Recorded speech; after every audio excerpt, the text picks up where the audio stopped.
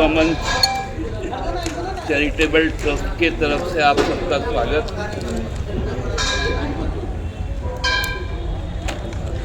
पूरे रांची को और पूरे झारखंड को जिस सांस्कृतिक उत्सव का हमेशा से इंतजार रहता है वो है बांग्ला सांस्कृतिक मेला। ये मेला केवल बांग्ला संस्कृति को प्रदर्शित नहीं करता है, झारखंड के साथ में बंगाल का जो मेल है, चाहे वो खान पान में हो, पहनावे में हो, त्योहार पर्व के माध्यम से हो, एक दूसरे का पूरक है। और शुरू से झारखंड के एक विस्तृत इलाके में हम कह सकते हैं कि पूरे राज्य में जो सबसे ज़्यादा स्थानीय भाषा बोली जाती है वो बंगला है। वो आप संथाल परगना के पाकुड़ साहेबगंज से शुरू करेंगे और एकदम कोल्हान के अंतिम छोर बहरागोड़ा तक जाएंगे तो यह संपूर्ण इलाका बांग्ला भाषा एक सामान्य भाषा के तौर पर उसका प्रयोग होता है। चाहे वो बंगाली समुदाय से जुड़े लोग हों, चाहे वो हमारे जो यहाँ के जो मूलवासी हैं, जो विभिन्न जातियों के जो आदिवासी हैं, चाहे वो मुंडा हो, चाहे वो हो, चाहे संथाल हो, भूमिज हो, इन सब की भाषा भी जो बोलचाल की भाषा है वो बांग्ला ही है। और इसलिए ये संपूर्ण एक हम कह सकते हैं कि सम्मिश्रण है भी ये बांग्ला सांस्कृतिक।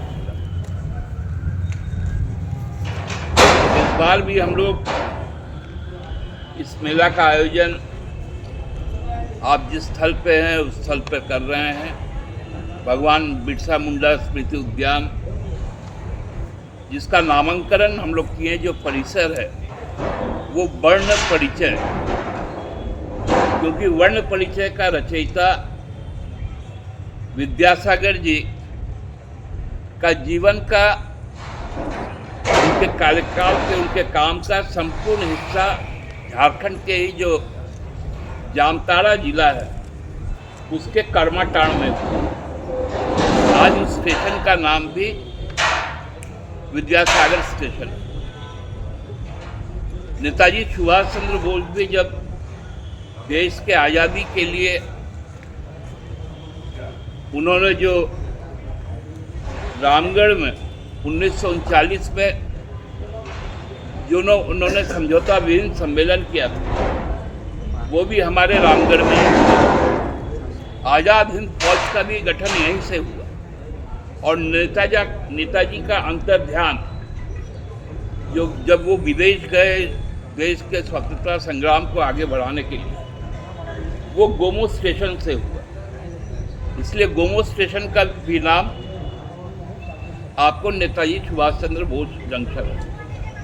ये एक लंबा इतिहास रहा है।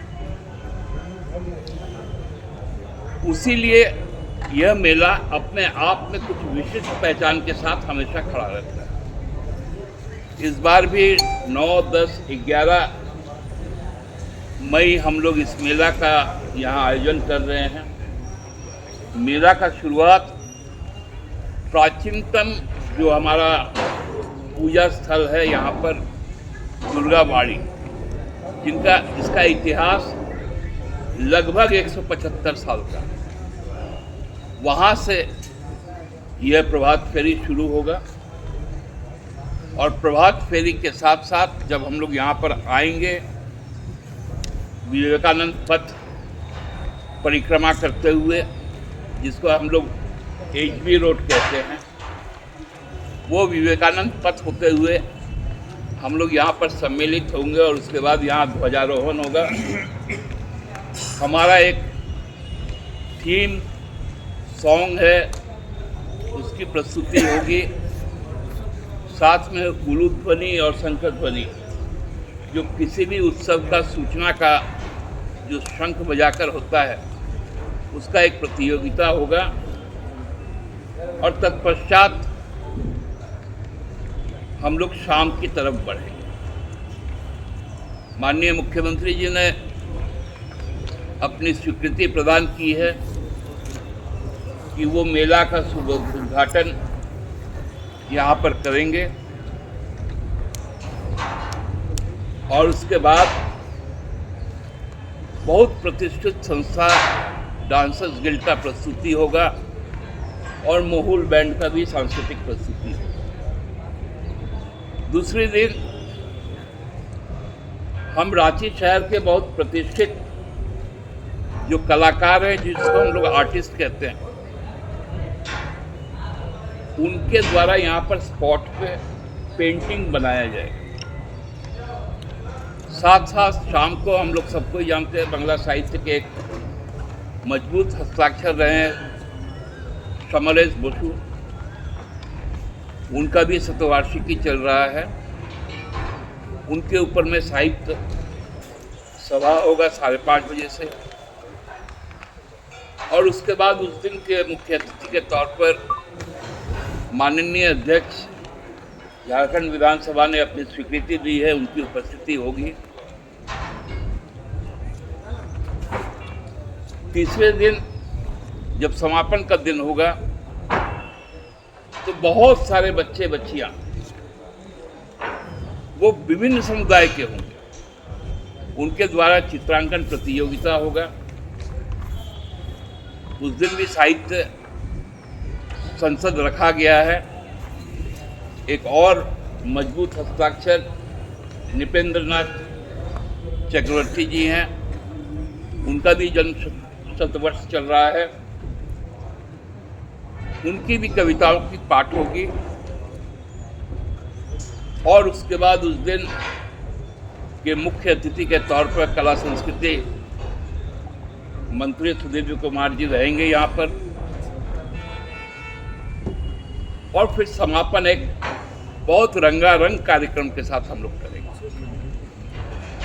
इस मेले में बांग्ला साहित्य का स्टॉल होगा, जिसमें बांग्ला साहित्य के से जुड़े तमाम अच्छे लेखकों की उनकी किताबें रहेंगी।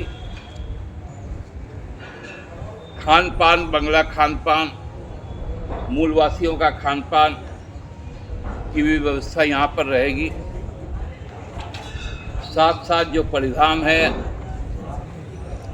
जो जिसको हम लोग कह सकते हैं हैंडीक्राफ्ट्स है, कई तरह के रंग बिरंगे स्टॉल यहाँ पर सजे। यही इस मेला का